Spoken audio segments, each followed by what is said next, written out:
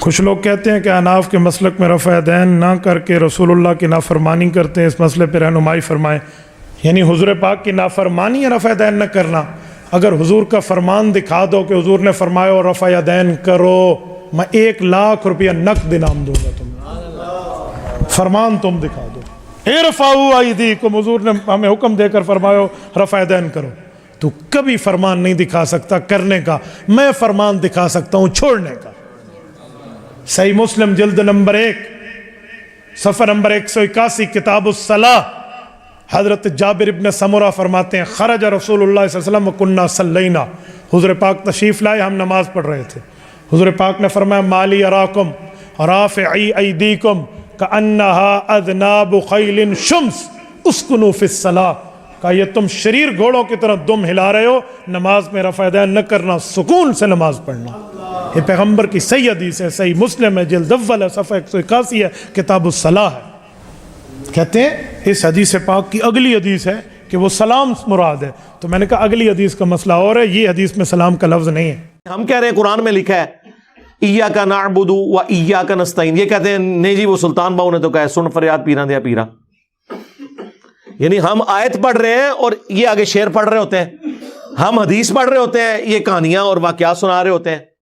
اے پھر کیوں کیا جاندہ جی، اور اے پھر کیوں کیا جاندہ، وہ ہوندے ہی کدھر نہیں ہے۔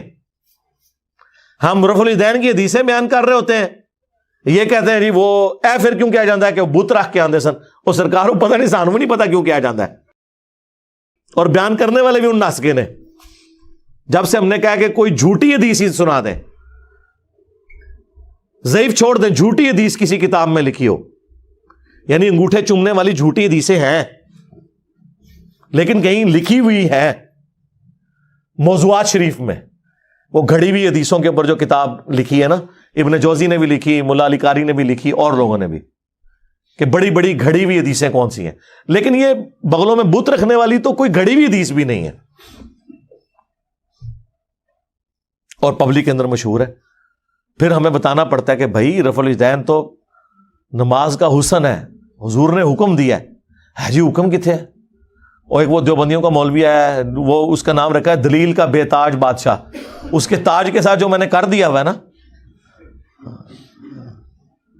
وہ کہتا ہے جی میں اتنے لاکھ انعام دوں گا کوئی رفع الیدین کا حکم دکھا دے۔ سرکار ہم انعام نہیں لیتے، آپ سے آپ کی آخرت کا سوال کرتے ہیں کہ توبہ کریں اپنے اس جھوٹ کے اوپر۔ ہم دکھاتے ہیں رفع الیدین کا حکم بخاری مسلم سے، لیکن پہلے آپ بات کو سمجھیں، یہ ایک مقدمہ ہے۔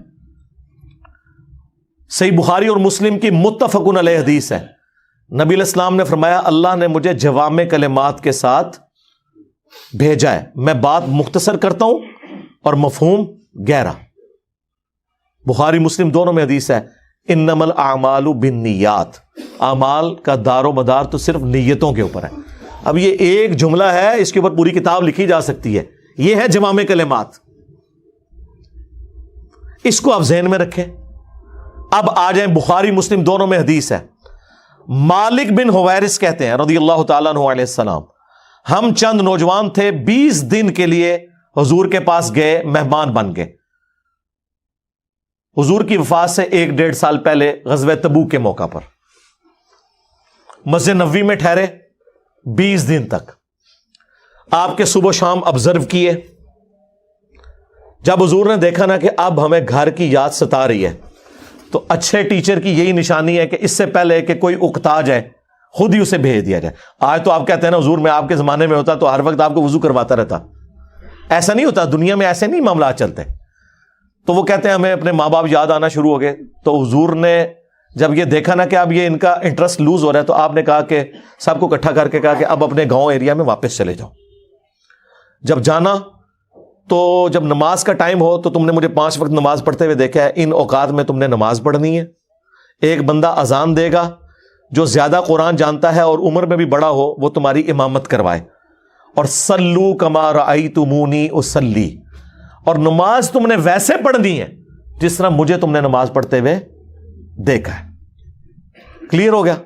یہ جملہ آپ کسی انٹرنیشنل عدالت میں بھی لے جائیں تو وہ آپ کے علماء کی جہالت کے اوپر ہنسیں گے کہ اس کے بعد رسول اللہ کو یہ کہنے کی ضرورت ہے کہ جب نماز شروع کرنا تو ہاتھ کانوں تک اٹھانا، جب رکوع میں جانا تو ہاتھ کانوں تک اٹھانا, جب رکوع سے سر اٹھانا تو ہاتھ کانوں تک اٹھانا, سبحان ربی العظیم رکوع میں پڑھنا, سبحان ربی الاعلیٰ سجدے میں پڑھنا, فجر کے 2 فرض پڑھنا, زور کے, یہ سارا کچھ آپ کو کہنے کی ضرورت ہے. جو لوگ 20 دن سے حضور کو دیکھ رہے ہیں, اس کے بعد صرف ایک ہماری ذمہ داری ہے کہ جس شخص کو حضور نے یہ کہا نا تم نے نماز ویسے اسٹیبلش کرنی ہے جس طرح مجھے تم نے دیکھا ہے, ہم اس شخص سے یہ بتا دیں کہ حضور کو نماز پڑھتے ہوئے اس نے کیسے دیکھا ہے, پھر کام ختم ہو گیا نا.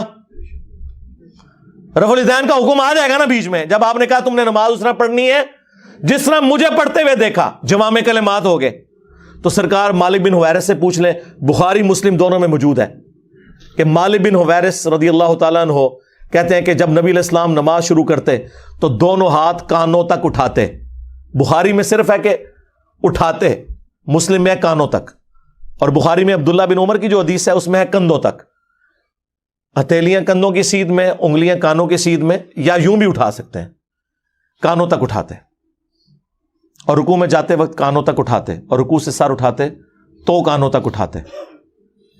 مالک بن حویرث خود نماز کا طریقہ سکھا رہے ہیں, بلکہ بخاری میں الفاظ ہیں, وہ کہتے ہیں نماز کا میرا ارادہ نہیں تھا, میں تمہیں نماز سکھانے کے لیے بتا رہا ہوں کہ میں نے نبی علیہ السلام کو اس طرح نماز پڑھتے ہوئے دیکھا ہے رفع الیدین کے ساتھ. اور ایون بخاری میں جلسہ استراحت آیا ہے کہ مالک بن حویرث پہلی اور تیسری رکعت میں اس وقت تک نہیں کھڑے ہوتے تھے دوسری اور چوتھی رکعت کے لیے جب تک بیٹھ نہ جائیں دوسرا سجدہ کر کے بھی. ویسے تو الگ سے بھی بخاری میں حکم ہے, نبی علیہ السلام نے ایک تیزی سے صحابی کو نماز پڑھتے ہوئے دیکھا تو فرمایا دوبارہ پڑھو, تم نے نماز نہیں پڑھی. 3 دفعہ ہوا تو چوتھی دفعہ آپ نے جب اس کو نماز کا طریقہ سکھایا تو اس میں آپ نے فرمایا پوری تفصیل کے ساتھ ہے, جب آپ سجدے پہ پہنچے فرمایا پہلا سجدہ کرو پھر سکون سے بیٹھ جاؤ, پھر دوسرا سجدہ کرو پھر سکون سے بیٹھو, اور پھر اگلی رکعت کے لیے کھڑے ہو. اس میں جلسہ استراحت کا ذکر موجود ہے. مالک بن حویرث کہتے ہیں میرا ارادہ نہیں تھا, میں صرف نماز سکھانے کے لیے تمہیں بتا رہا ہوں. اور مالک بن حویرث وہ ہیں جو حضور کی وفات سے 1-1.5 سال پہلے مسلمان ہوئے ہیں, اور آپ کو دیوبندی بریلوی حنفی یہ کہانی کرا رہے ہیں جی مکے میں رفع الیدین ہوتا تھا, مدینے میں منع ہو گیا. اور رفع الیدین کے جتنے راوی ہیں نا میجورٹی وہ ہیں جو فتح مکہ کے بعد مسلمان ہوئے ہیں, ہجرت مدینہ نہیں, فتح مکہ کے بعد 8 ہجری کے بعد. وائل بن حجر کی حدیث ہے مسلم شریف میں, ابو داؤد میں, بلکہ وائل بن حجر تو پھر 1 سال بعد ابو داؤد میں سنن نسائی میں آئے کہ دوبارہ آئے, وہ کہتے ہیں میں نے سردیوں میں دیکھا کہ صحابہ کرام چادروں کے اندر سے رفع الیدین کر رہے ہوتے تھے. اس سے یہ بھی مسئلہ پتہ چل گیا کہ چادر کے لیے ہاتھ باہر نکالنے کی ضرورت نہیں, اندر سے بھی رفع الیدین ہو سکتا ہے. 8 ہجری میں بندہ مسلمان ہو رہا ہے, 9 ہجری میں وہ دوبارہ سردیوں کے موسم میں حضور کی نماز دیکھنے کے لیے آیا مدینہ شریف, اور رفع الیدین سے پڑھتے ہوئے دیکھ رہا ہے. تو مسوخ کس ٹائم ہوا ہے؟ کوئی نہیں ہوا سرکار. سنی اور شیعہ دونوں قائل ہیں رکوع میں جاتے وقت, رکوع سے اٹھتے وقت, اور تیسری رکعت سے اٹھتے وقت رفع الیدین کرنے کے اوپر. یہ دلیل کے بے تاج بادشاہ جو ہے نا, ان کے تاج کی حقیقت یہ ہے جو میں آپ کو بتا رہا ہوں. یہ لوگوں کا علمی لیول ہے. جی رفع الیدین کا حکم دکھائیں, جی دکھا دیا. اب آپ کے پاس قیامت تک ٹائم ہے کہ آپ نے بتانا ہے کہ مالک بن حویرث نے یہ جو نعوذ باللہ غلط نماز سکھائی, کب انہوں نے توبہ کی یہ غلط نماز سکھانے سے, یہ ذرا آپ نے بتانا ہے. ابو حمید سعدی کی حدیث بخاری میں بھی ہے اور تفصیل کے ساتھ جامعہ ترمذی اور سنن نبی داؤد میں. 10 صحابہ کی موجودگی میں انہوں نے نماز کا طریقہ جب سکھایا تو باقی 10 لوگوں نے کہا کہ آپ تو بالکل اینڈ پہ مسلمان ہوئے ہیں. انہوں نے کہا کہ اس میں کوئی لڑائی جھگڑے والی بات نہیں, میں تمہارے سامنے نماز پڑھتا ہوں, اگر میں غلطی کروں مجھے بتا دینا. تو انہوں نے 10 صحابہ کی موجودگی میں نماز پڑھی. اس سے یہ بھی ثابت ہو گیا کہ وہ شخص نماز کا طریقہ بیان کر رہا تھا جو اینڈ پہ مسلمان ہوا, اور باقی صحابہ کہہ رہے ہیں تو بالکل آخر میں آیا. اور پھر جب وہ نماز کا طریقہ بتا چکے تو 10 نے بیک زبان کہا کہ آپ نے بالکل صحیح نماز پڑھی, رسول اللہ اسی طرح نماز پڑھا کرتے تھے. مراد یہ کہ حضور کی وفات کے بعد ذکر ہو رہا ہے, اور یہ ایٹ لیسٹ 30 سال بعد کا واقعہ حضور کی وفات کے. فوراً بعد بھی کوئی فرق نہیں پڑتا. 10 کے 10 کو غلطی, جس میں ابو قتادہ بھی شامل ہے سینئر صاحب میں سے. اس میں انہوں نے رفع الیدین کا ذکر کیا ہے, جلسہ استراحت کا ذکر کیا ہے, تورک بیٹھنے کا ذکر کیا ہے. چوتھی رکعت میں بائیں سرین پہ بیٹھ کے دایاں یعنی پاؤں کھڑا کر کے اس کے نیچے سے بائیں پاؤں کو گزارنا. اور ابو داؤد میں تو الفاظ ہیں کہ جب نبی علیہ السلام نماز کا ارادہ کرتے تو نبی علیہ السلام قبلہ رخ کھڑے ہوتے اور اپنے ہاتھوں کو کندھوں تک بلند کرتے، یہاں تک کہ ہر ہڈی اپنی جگہ پر جب واپس آ جاتی پھر آپ قرات شروع کرتے۔ اس سے میں نے ثابت کیا کہ انہوں نے ہاتھ چھوڑ کے نماز پڑھی ہے، کیونکہ جب بھی کوئی نماز شروع کرنے کا ارادہ کرتا ہے تو ہاتھ باندھ کے نہیں نماز پڑھتا، یوں کھڑا ہوا ہے اور وہ نماز یوں شروع کرتا ہے اور ہر ہڈی اپنی جگہ پر واپس آ جاتی۔ یہاں موقع تھا وہ کہتے ہیں کہ ہر ہڈی دایاں ہاتھ بائیں پر آ جاتا، نہیں، انہوں نے کہا اپنی واپس اپنی جگہ پہ آ جاتی۔ اس سے نبی علیہ السلام سے بھی ہاتھ چھوڑ کے نماز پڑھنا ثابت ہے۔ ویسے عبداللہ ابن زبیر کی الگ سے حدیث ہے المصنف ابن ابی شیبہ میں، باقاعدہ باب باندھا ہے امام ابن ابی شیبہ، امام بخاری مسلم کے استاد نے، کہ ان صحابہ اور تابعین کا بیان جو ہاتھ باندھ کے نماز پڑھتے تھے، جو ہاتھ چھوڑ کے۔ ہمارے نزدیک دونوں طریقے درست ہیں، ہاتھ باندھنا بھی، ہاتھ چھوڑنا بھی۔ تو وہاں پہ پھر 11 صحابہ کی یہ گواہی ہوگی، 10 وہ اور 11واں جو سکھا رہا تھا۔ تسی 11ویں لی سرکار نو مندے ہو، اسی 11 سرکاراں نو مننے ہاں، اور ساڈی سرکاراں ہو جو صحابہ نے۔ جی رفع الیدین کا حکم دکھا دیا، جی دکھا دیا ہے، اور آپ رفع الیدین کا مذاق جو اڑاتے ہیں، اللہ سے ڈر جائیں۔ گھوڑوں کے دموں کے ساتھ اسے تشبیہ دیتے ہیں۔ کیا رسول اللہ پوری زندگی اس طریقے سے نماز پڑھتے رہے جس کو آپ نے بعد میں کہنا تھا یہ گھوڑوں کی دمیں ہیں؟ آپ خود سوچیں اگلن، کیونکہ میں نے تو ثابت کر دیا کہ حضور اپنی وفات سے 1 سال پہلے تک کر رہے ہیں۔ ویسے تو میں نے مسئلہ 70B میں ثابت کیا ہے کہ وفات تک، وہ کہتے ہیں وفات تک کا لفظ جی موجود ہے۔ جب حضور کی وفات کے بعد صحابہ کرام نماز کا طریقہ سکھا رہے ہیں تو وفات تک ہی ہوا نا، لاجیکل ہے۔ یہ تو نہیں کہ منسوخ شدہ طریقہ انہوں نے سکھانا تھا۔ باقی تفصیل وہ دیکھ لیں، 2.25 گھنٹے کا لیکچر ہے۔ ان کے 8 دھوکوں کے جو میں نے جواب دیے ہیں جی، بغلوں میں بت رکھ کے آتے تھے، ٹھیک ہے جی، گھوڑوں کی دموں والی روایت مسلم شریف سے آؤٹ آف کانٹیکسٹ، جابر بن سمرہ والی شریر گھوڑوں کی دمیں، وہ 4 روایتیں اکٹھی ہیں، اس میں باقاعدہ موجود ہے کہ وہ سلام پھیرتے وقت زانوں سے ہاتھوں کو اٹھاتے تھے۔ وہ کہتے ہیں نہیں، ایک روایت میں اس کے بغیر ذکر ہے۔ کچھ لوگ کہتے ہیں کہ اناف کے مسلک میں رفع دین نہ کر کے رسول اللہ کی نافرمانی کرتے ہیں، اس مسئلے پہ رہنمائی فرمائیں۔ یعنی حضور پاک کی نافرمانی یا رفع دین نہ کرنا؟ اگر حضور کا فرمان دکھا دو کہ حضور نے فرمایا اور رفع دین کرو، میں 1,00,000 روپیہ نقد انعام دوں گا تمہیں۔ فرمان تم دکھا دو، ارفعوا ایدیکم، حضور نے ہمیں حکم دے کر فرمایا رفع دین کرو۔ تو کبھی فرمان نہیں دکھا سکتا کرنے کا، میں فرمان دکھا سکتا ہوں چھوڑنے کا۔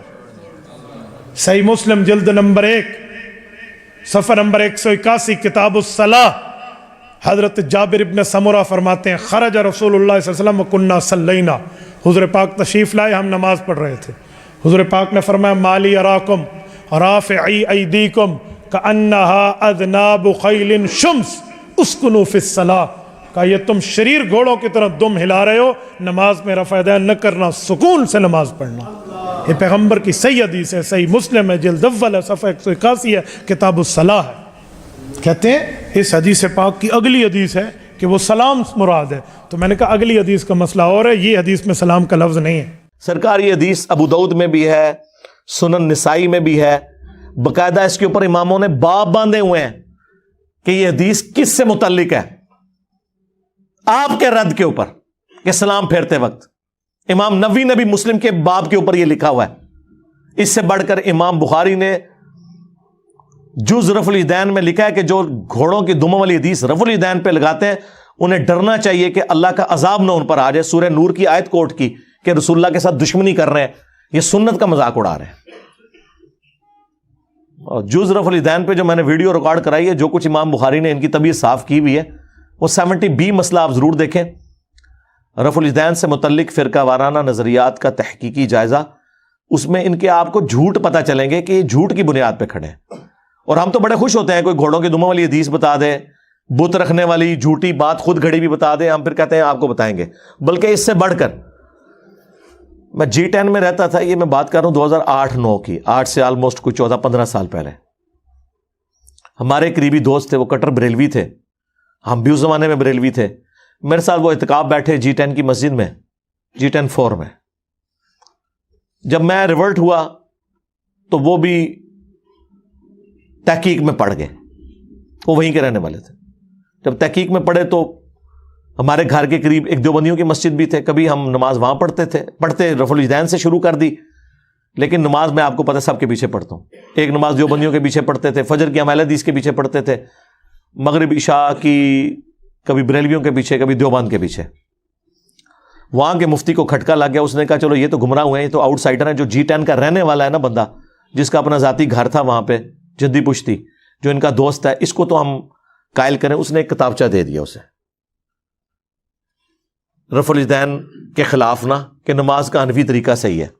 वो किताबचा मेरे पास लेके आया, मैंने कहा बहुत अच्छी बात है, मतलब वो जब मैंने किताब पढ़ी तो मैं तो खुशी से फूले ना समाऊं। उसने पहली हदीस पता क्या लिखी हुई, कानों तक हाथ उठाने का सबूत, तो कानों तक तो हम भी उठाते हैं अल्हम्दुलिल्लाह, लेकिन हदीस लिखी मालिक बिन हुवैरिस वाली मुस्लिम शरीफ से, और हदीस लिखी कि मालिक बिन हुवैरिस कहते हैं कि मैंने नबी इस्लाम को देखा कि जब नमाज शुरू करते तो दोनों हाथ कानों तक उठाते। मेरा दिल करे मैं तो लुडियां पावा, हाँ मैं ऐसे ही रुक जाके तो किताब टुरनी नहीं। ये हदीस मैंने कहा मैं ओरिजिनल ना देवबंद और बरेलवियों की किताब मुस्लिम शरीफ जो तर्जमे के साथ है उसमें से तुझे दिखाऊंगा और तूने खुद रफ़ा इदैन शुरू कर देना है। कहता कैसे? मैंने कहा ये देख, इन्होंने आधी हदीस लिखी हुई है, इसके आगे लिखा हुआ है जब रुकू में जाने लगते तो कानों तक हाथ उठाते, और जब रुकू से सर उठाते तो कानों तक हाथ उठाते। ये मालिक बिन हुवैरिस भी तुम्हारी पूरी नमाज का तरीका है, सल्लू कमा रअयतमूनी उसल्ली, हमें और क्या चाहिए।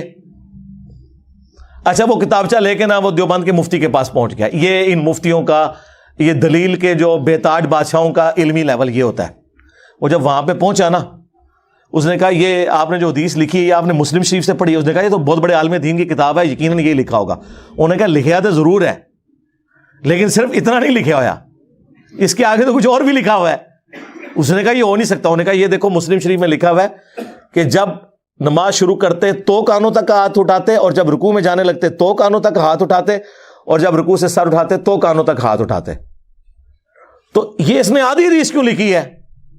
इसके बाद कोई गुंजाइश रह गई थी, लेकिन जब अल्लाह ताला खतम अल्लाहु अला कुलूबिहिम व अला समइहिम व अला अबसारिहिम गिशावा, दिलों पर, आंखों पर, कानों पर मोहर लग जाए, जो सूरतुल बकरा में आया और सूरतुल अनाम में आया कि हम इनके दिलों को और आंखों को हक कबूल करने से फेर देंगे। जैसा कि पहली दफा जब इन पे हक खुला था ना तो इन्होंने हक से इनाद किया था, अब हम इनके ऊपर मोहरें लगा देंगे।